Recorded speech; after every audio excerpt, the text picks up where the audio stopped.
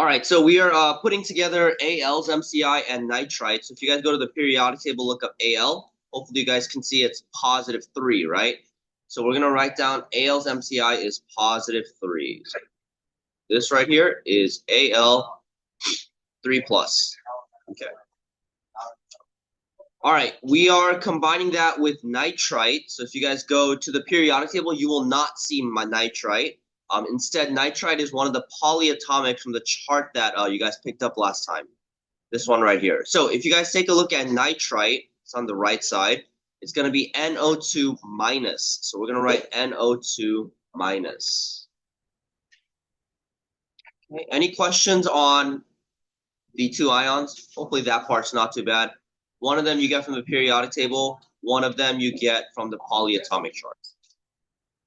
All right, so we're going to be putting these two together. Now, if you guys look, we have way too much positive energy, right? Because positive 3 and negative 1. So in order to balance it out, we need to add a 3 in front of the nitrite, and then we put a 1 in front of the AL. So we need 1 aluminum and 3 nitrites.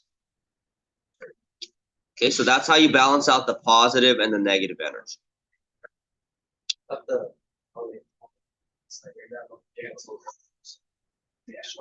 It will when they combine together. Not yet though. Almost there. All right, so we put a 1 in the front after the arrow to show we're making one molecule. Now again, the easiest way to write the answer is just get the positive and negative ions and just write them next to each other. So Al and NO2. Okay, just put them together, and then we'll add the numbers afterwards. It's just easier, I think, to do this. Okay, we take a look at Al. There's only one of them, so we can just leave that alone.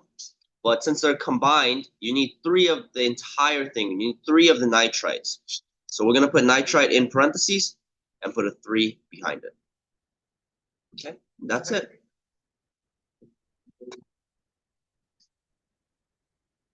All right, so your answer should look exactly like that. So if you have anything different, if the number's in the wrong positions, if you have pluses or minus where I didn't put pluses and minus, you did something wrong. Just make sure you're clear on how to do this because we're gonna start our lab on Friday this week, and then actually you guys don't have an exam. Never mind. Yeah, your lab is gonna be basically based on this. No, we're not making potions. It's not Harry Potter. 5 points from Gryffindor. All right. So let's talk about the new topic for today. So if you guys take a look at the title of the lecture, today's called IC Nomenclature Part 1.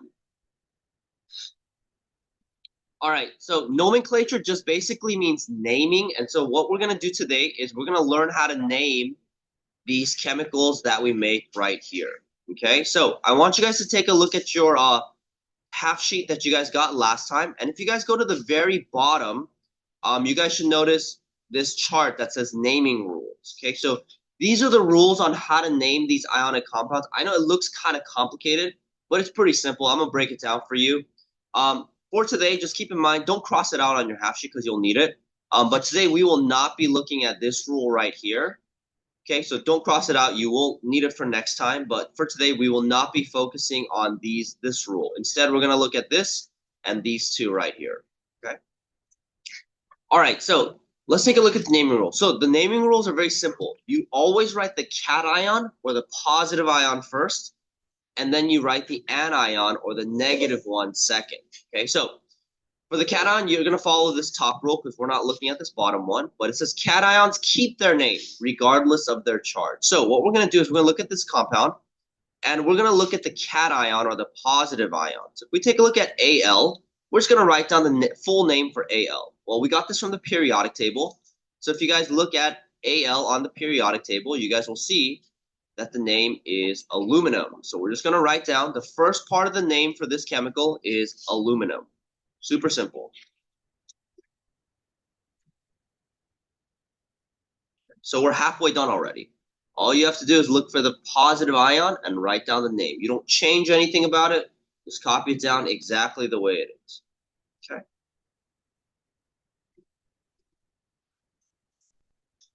All right, so far so good, guys? Okay. Okay, so we're going to go to the second part of the name. And the second part of the name, you have to think a little bit, but it's not too bad either. So if you take a look at the second part of the name, it's the anion or the negative one. Now, For the second one, you have to keep in mind a couple things. First, if it's made out of one element, okay, which means, is it from the periodic table? If the negative ion is from the periodic table, then you have to change the ending to IDE. And I gave you some examples. So if it's nitrogen, it turns to nitride. If it's oxygen, it turns to oxide. And this is if you get it from the periodic table. So on your notes, if you guys want to write PT, just so that you guys remember, this is only for ions that come directly from the periodic table. Okay? But as we know with nitrite, it did not come from the periodic table, right? It came from the polyatomic chart. Well, that's a lot easier. Polyatomic ions, they just keep their names.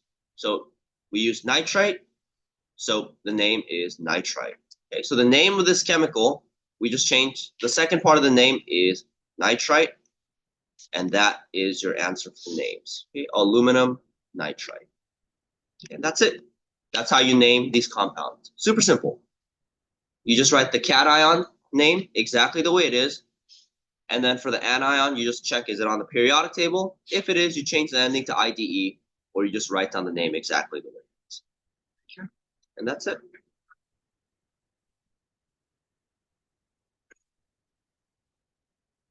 All right, so when in doubt, just go to the half sheet, and then the naming rules are there. You'll have that for your assignments, your quizzes, and your labs. And so you don't ever have to memorize how to write these names. Just be able to use that table. Alrighty, guys, let's do 2 example problems together, and then I'll have you guys get started on your assignment. So we're gonna do the same thing for this right here. So I want you guys to try number 1 at least. If you want to try number 2 because you finished early, you can. But what you're gonna do is you're gonna write the balanced equation. So the same thing that we did for the warm-up. See if you can write the entire balanced equation. So the 2 things, adding it together, drawing the arrow.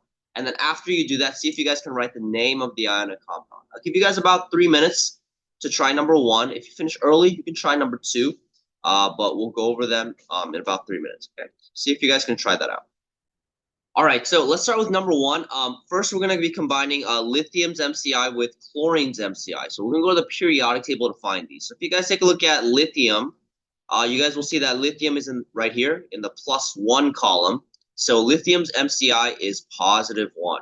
Okay, so lithium's MCI is Li+. All right, we're combining that with chlorine's MCI. So to do that, we're going to go to the periodic table and look at chlorine on the right side. And if you look, chlorine is -1. Okay.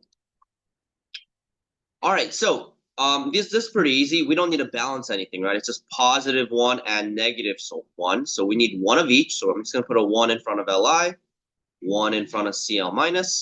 We draw an arrow, and we make one chemical. And the chemical that we make is LiCl. Okay, so pretty simple. It's +1, -1, and just put them next to each other. You don't need to add any numbers because you only need 1 of each.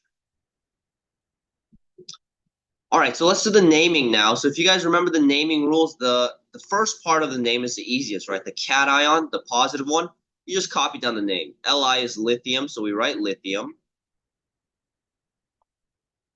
Okay, now chlorine is the one that we need to change a little bit because if you guys notice chlorine comes from the periodic table, right? So if you guys look at the naming rules, if it comes from the periodic table, you have to change the ending to IDE. So if we look right here, you'll see that Cl- is chloride. So not chlorine, but chloride. So we change the ending to chloride. All right, and that's the second part of the name. That's going to be it. Lithium chloride. This right here is the name of this compound. Okay, so this is what you'll be doing on your assignment. Pretty much the same thing as last time, just writing the equation, and the only thing we're adding is writing the name. Okay. All right, so let's do number 2, and then we'll finish it off for today. So if you guys take a look here, we have ammonium. Now, ammonium is not on the periodic table. Instead, we'll have to look at the polyatomic chart. So if you guys look at the polyatomic chart, you will see that ammonium is NH4 and then +1. So we're just going to write down NH4 +1. Okay, oxygen is on the periodic table. So if we look at oxygen, we'll see that oxygen is right here in the -2 column. Okay, so oxygen is going to be -2. So O2-. Okay, so if you guys see, we have a +1 charge and a -2 charge. So pretty easy to see. We need 2 of the positive ones and 1 of the negative ones. And then if you guys put them together, again, easiest way to do this, first put the ions next to each other. So NH4 and then O. Okay, we're going to need 2 of the NH4s. So we just put NH4 in parentheses and put a 2 behind it. And oxygen, we can leave alone because we only need 1 of them. And then for the naming, ammonium comes from the polyatomic chart, so the name is just ammonium. But we don't need to change anything about the cation. But then for the anion, oxygen's from the periodic table, so we just change the ending to oxide. And you guys should see that on the naming rules as well. Oxygen O2 minus becomes oxide. Yes. Are they supposed to have No. So I think even on your Canvas quiz, keep it lowercase, but because I don't know what's going on, but Canvas is not liking like uppercase. Just keep it all lowercase, just to keep it simple for you guys. Yeah. Great question. Any other questions?